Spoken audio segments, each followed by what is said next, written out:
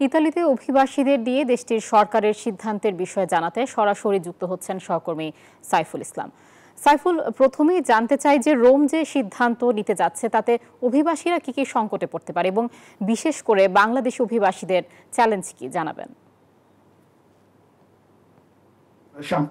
বিশেষ করে এখানে যে বর্তমান ইতালির সরকার যে জর্জা মেলোনির এই নতুন পদক্ষেপের কারণে আমাদের বাংলাদেশিদের সামনে দুটি চ্যালেঞ্জ, একটি হচ্ছে ইতালিতে প্রবেশ করা এবং অপরটি হচ্ছে ইতালিতে থাকা, অর্থাৎ বৈধভাবে ইতালিতে থাকা।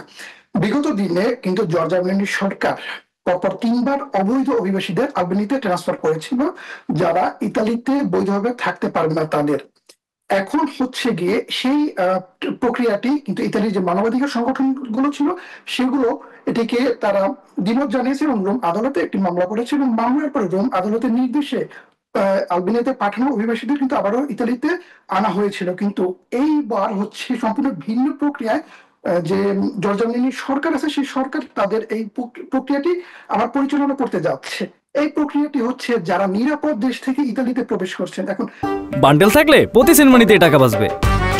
বিকাশ সেনমানি বান্ডেল কিনে জিতুন প্রতি লেনদেনে।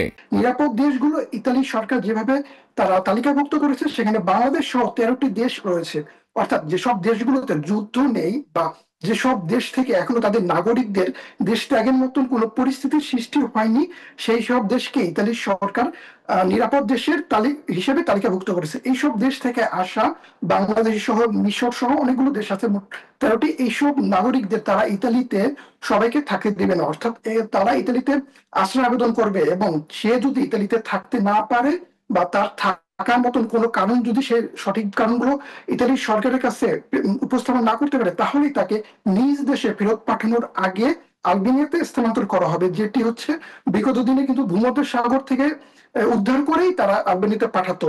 কিন্তু এখন হচ্ছে ভূমধ্য সাগর থেকে উদ্ধারের পরে আলবেনিয়াতে পাঠানো হবে না, এখন ইতালিতে আনার পরে সে কোন নিরাপদ দেশের নাগরিক নাকি কোনো যুদ্ধ বিধ্বস্ত দেশের নাগরিক সেই সেগুলো যাচাই বাছাই শেষে তাদের হচ্ছে আলবেনিয়াতে পাঠানো হবে। এখন এই ক্ষেত্রে বাংলাদেশিদের জন্য সবচেয়ে একটি বিপর্যস্ত হচ্ছে গিয়ে যে বাংলাদেশিরা হচ্ছে একটি নিরাপদ দেশের নাগরিক এবং এতে যেহেতু বাংলাদেশকে তার নিরাপদ দেশ হিসেবে তালিকাভুক্ত করেছে সে কারণে বাংলাদেশ থেকে যারা ইতালিতে নতুন আসবে এবং দেশটিতে থাকার জন্য আবেদন করবে, আশ্রয় আবেদনগুলো করবে, তাদের এই আশ্রয় আবেদনগুলো বাতিল হয়ে যাওয়ার সবচেয়ে বেশি সম্ভাবনা থাকে।